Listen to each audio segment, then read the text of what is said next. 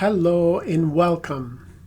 Today I would like to talk about ethics and morality in general and talk about why we need ethics and also to make you think about ethical behaviors in the workplace, and finally to offer you a published article which summarizes not only some of the main ethical theories, but also how to teach ethics in a business school or in any school environment so behaviors can be analyzed using moral philosophies that are discussed in the literature. As a matter of fact, many of the material that I've been talking about I've learned over the past 3 decades because of my research with regards to business ethics and ethical theories, but also from good mentors. And one of those mentors and my formal teacher during my doctoral research was Dr. Frank Cavaco. As a matter of fact, Dr. Cavaco and I have written many different articles regarding business ethics, as well as several textbooks related to business ethics. And one of our textbooks was published by the Pearson Publishing Organization. So you can see here, Business Ethics, the Moral Foundation of Effective Leadership, Management, and Entrepreneurship. So this version is now in its 3rd edition of the textbook. It's being used in many master's programs in the business ethics course. So Dr. Frank Cavaco and I have written many relevant articles, but one that I would like to discuss with you is about how to teach business ethics and legal concepts in a traditional business school environment. So this way you can glean some of the theories and see a summary of our thoughts regarding ethical theories as well as social responsibility and sustainability when it comes to leading the way. Let me start by saying that many years ago, Robert Fulghum wrote a book. It was entitled Everything I Really Need to Know I Learned in Kindergarten. That was 1988 when he wrote the small little book which became very popular in corporate training classes. In his book, Robert Fulghum wrote that all I really need to know about how to live and what to do and how to be, I learned in kindergarten. Share everything, play fair, don't hit people, put things back where you found them, clean up your own mess. Don't take things that aren't yours. Say you're sorry when you hurt somebody. Wash your hands before you eat. When you go out into the real world, watch out for traffic, hold hands, and stick together. Look! And no matter how old you are, when you go out into the world, it is best to hold hands and to stick together.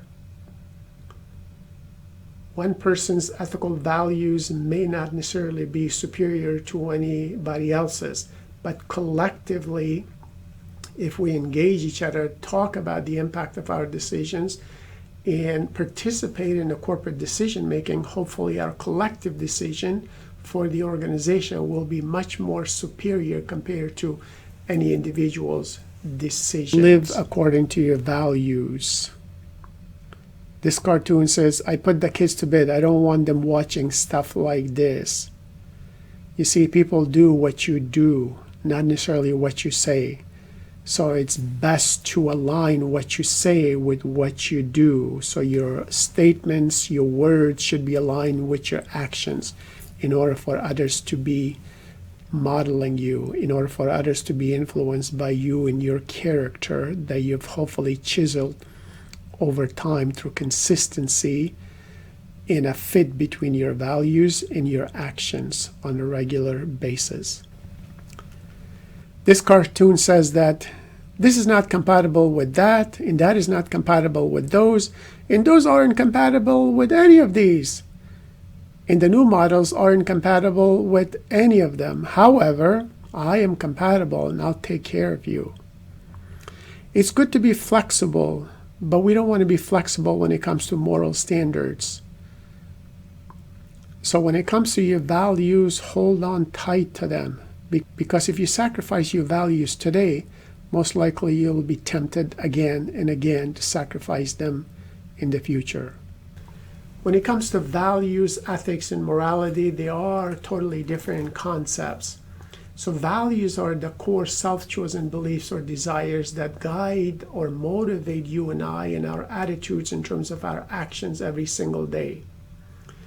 Ethics is basically a branch of philosophy that theoretically, logically, and rationally determines right from wrong, good from bad, unjust from unjust, immoral from immoral actions, conducts, and behaviors in a given time period or in a given organization.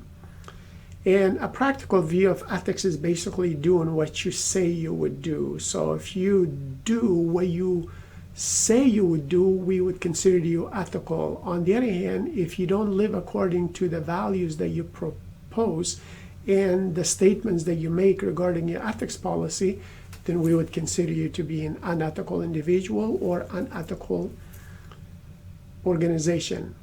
Now, morals are very different from values and ethics. So morals are judgments or standards and rules of conduct in a given society at a given time.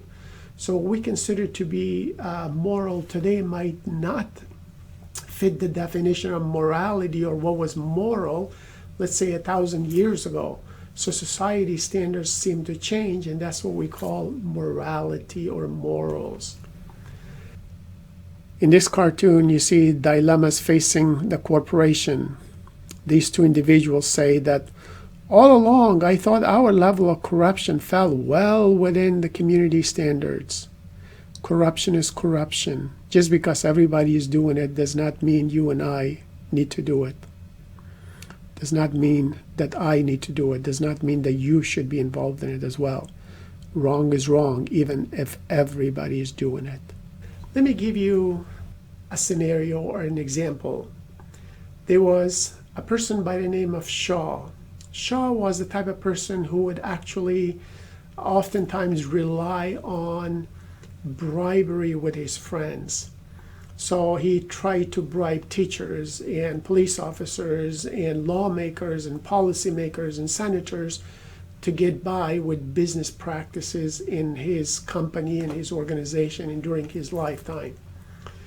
One day his medical doctor told him that, Shah, you have terminal cancer. We will do everything we can to extend your life, but you have basically less than 6 months to live. So please say your goodbyes and make any final preparations for your transition, because the maximum life expectancy for your case would be about 6 months.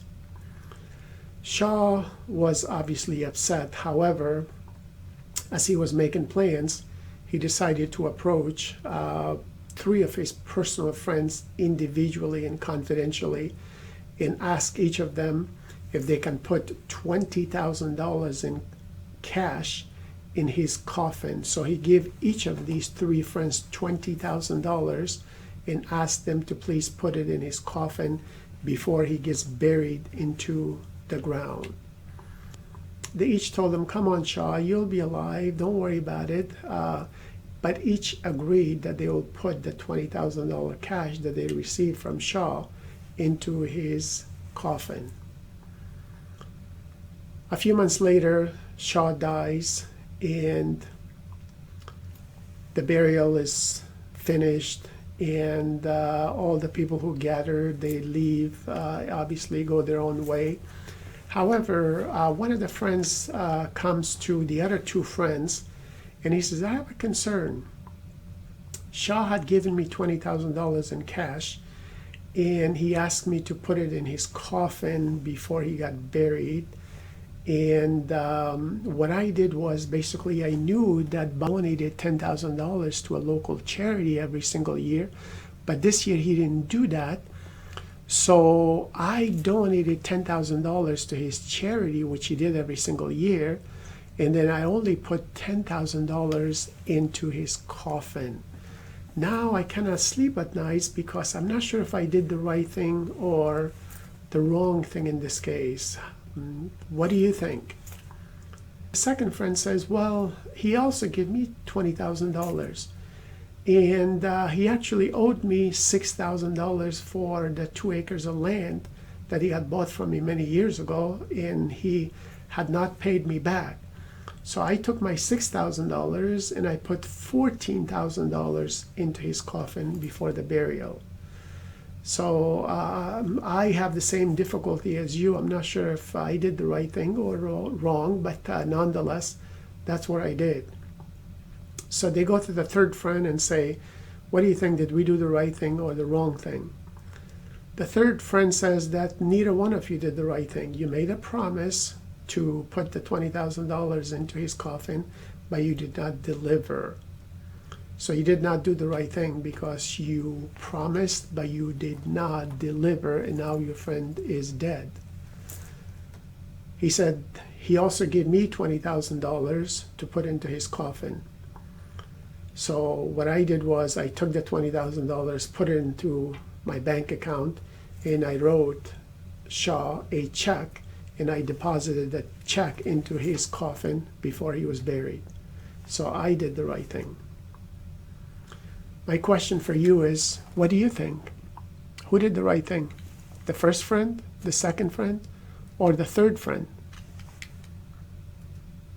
You see, each of them made a decision based on their own personal values.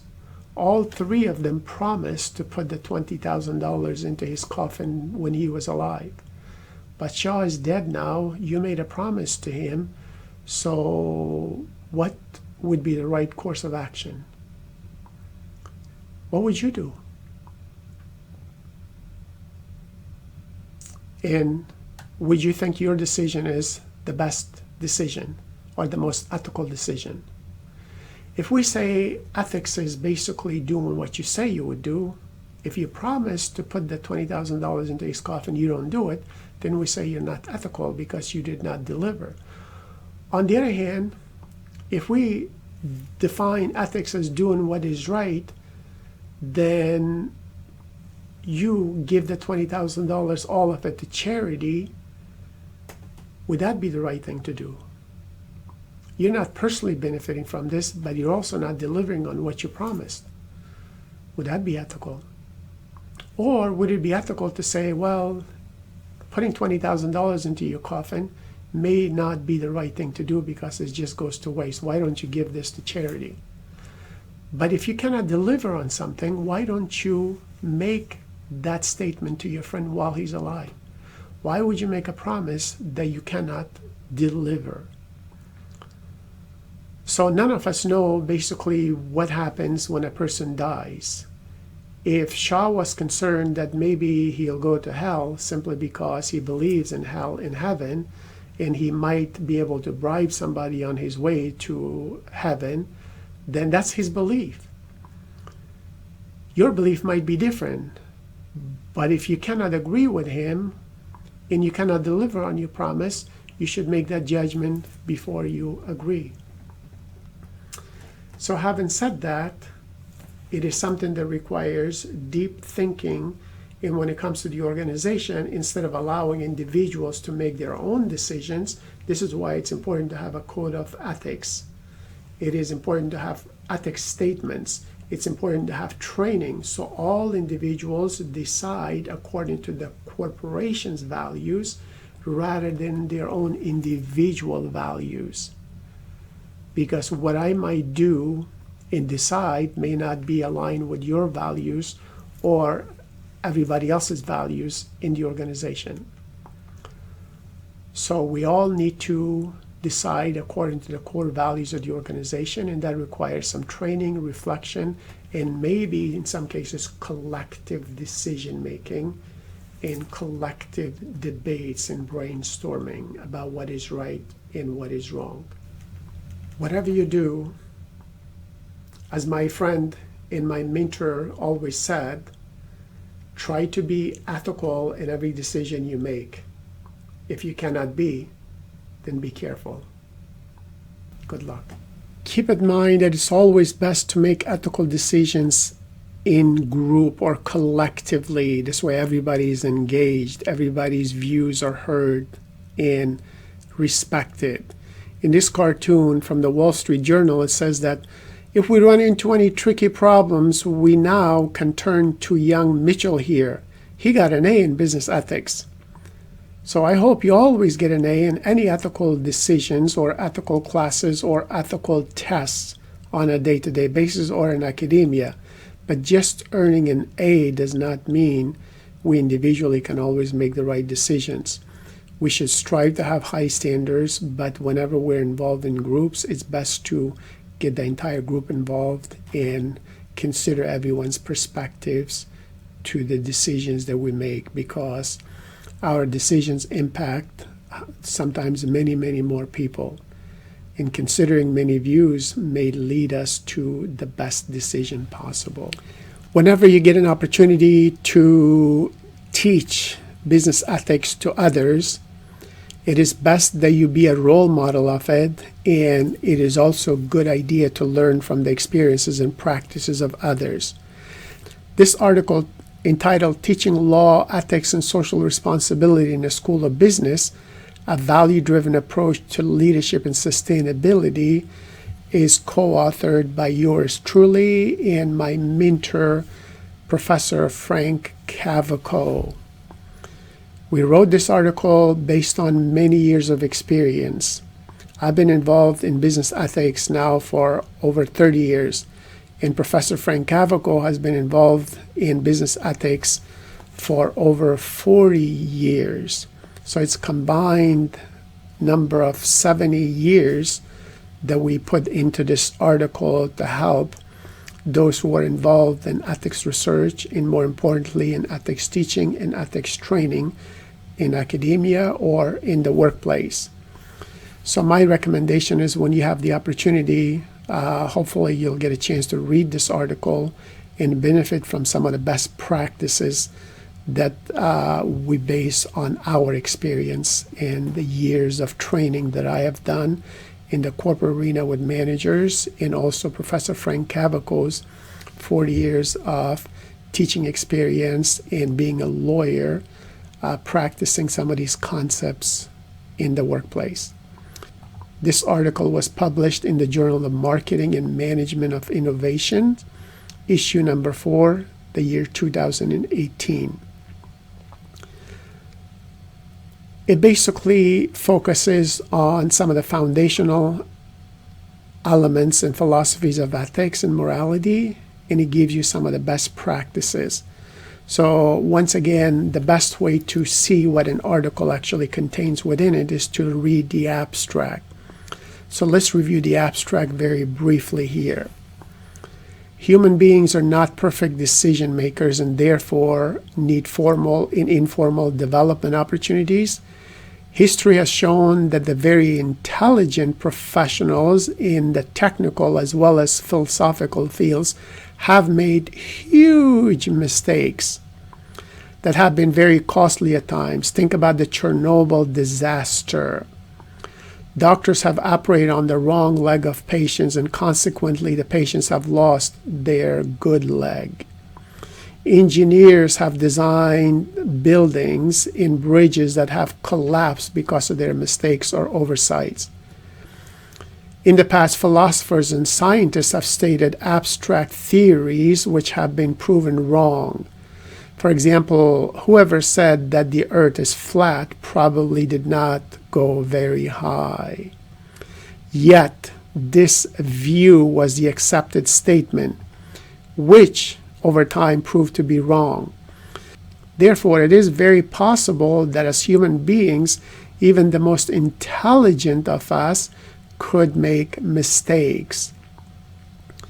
For some, this may need to be a paradigm shift, while for others, this is already an accepted belief. Consequently, as human beings, we need training in education for making more effective and ethical decisions. The study of doing what is right can be approached from a philosophical perspective in ethics courses.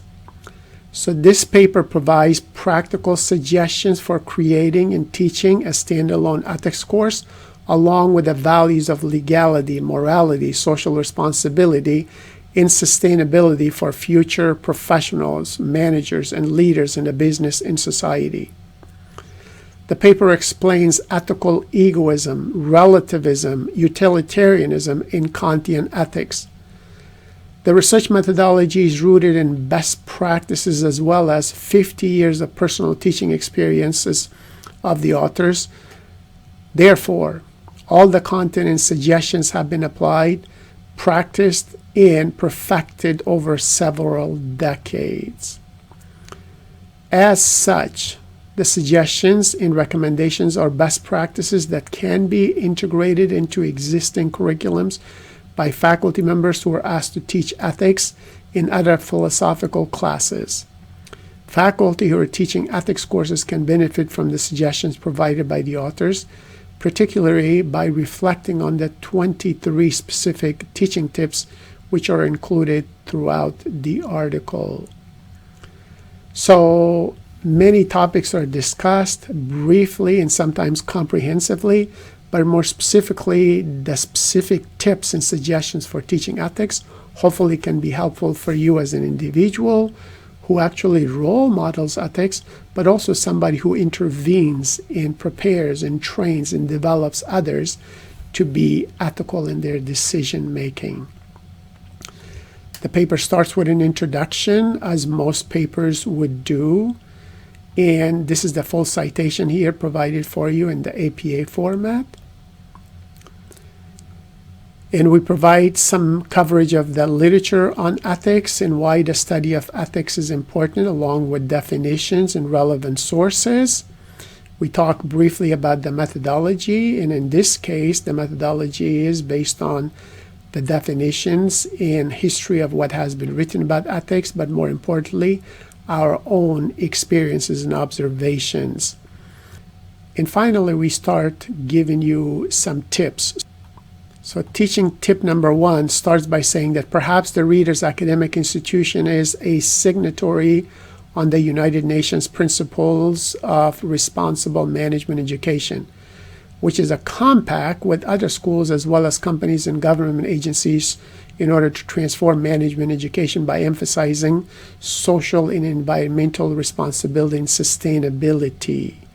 So we start with some foundational sources that can be very helpful as you design and practice ethical practices, and more importantly, training and teaching business ethics. Then it goes on to teaching number 2 here, and teaching tips number 3 on how to get your students to think about keeping a student journal, perhaps. So the paper continues to talk about values which are intrinsic as well as extrinsic and their influence on behavior. We talk about ethical egoism and the philosophical views behind this and what the theory actually says from a practical point of view. We talk about ethical relativism. We talk about utilitarianism and the foundational element in what Jeremy Bentham and John Stuart Mill actually started saying about this. We also talk about Immanuel Kant's views of Kantian ethics. So we go back into the history and we link all of this with ethics and leadership that you can be involved with, not because of your position power, but because of your influence. And we also mentioned the ethical principle of last resort. And all of this is weaved into all these tips that are offered. So here we talk about the value of social responsibility. So going above and beyond the legality, while we continue to offer you some tips related to each of these. We also talk about the value of sustainability for our organizations, for our operations in the modern workplace, and weave in some of the tips in leadership and values, how they relate to teaching business ethics and being a role model, along with a final conclusion here to sum up all of what is written in this paper and in the paper with the references. So I hope this paper is helpful for you in terms of getting an overview of business ethics, as well as some best practices that can be beneficial when you start teaching ethics, or as you continue to improve some of the classes that you teach related to the philosophy and practice of ethics in any workplace. Good luck. This cartoon says, Miss Dugan, will you send someone in here who can distinguish right from wrong? Some decisions can be very complex and they may not be a right or wrong decision, but sometimes you have to make a decision between two rights. This cartoon says, and please protect me from the appearance of wrongdoing. First of all, don't get involved in wrongdoing. It's not the appearance of wrongdoing that you should be afraid of. It is the wrongdoing itself that we should be protected from. So evaluate your decisions before you actually implement them, so they can be correct as opposed to incorrect, so they can also be perceived as ethical by everyone and all stakeholders. This cartoon says, Miss Johnson will now pass out the moral blinders. Do not make decisions with closed eyes or moral blinders. Evaluate, assess all decisions for their impact on you, on employees, on customers, on shareholders, on the community, and in society overall. Do our operations negatively hurt the community? Are we being sustainable? All of these are questions that we should ask in every single one of our operations. Keep in mind, as General Norman Schwarzkopf once mentioned, leadership is a potent combination of strategy and character. If you must be without one, be without the strategy. That's how important character is. That's why I keep mentioning you need to chisel the type of character and the type of brand you want for you. If you want to be seen and perceived as ethical, you need to be ethical, say ethical things, and aspire to higher and higher level of standards, both for you and for your organization, and encourage all your colleagues and employees to live according to those standards as well. Remember Dr. Dale Wimbro's poem about the man in the glass. So you always have to look at yourself every single day, every single night.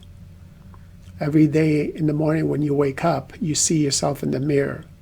If you make bad decisions that you're not proud of, you're going to have to live with yourself. If you make bad decisions, sometimes you will suffer from cognitive dissonance, where you think you should have done one thing, but you did another thing, and the two are not compatible. Therefore, you will not be able to sleep well, and your level of confidence will be low in everything you do. So respect the man in the glass that you see every morning, and aspire toward high ethical standards in every decision you make. And remember to always police, to always evaluate, to always monitor your ethical behaviors, and always police, evaluate, and constantly improve your ethical muscles regarding ethical issues. You can mentor and guide the behavior of others only by being a role model of it. Therefore, you should demonstrate what you expect of everybody else every single day. Good luck to you.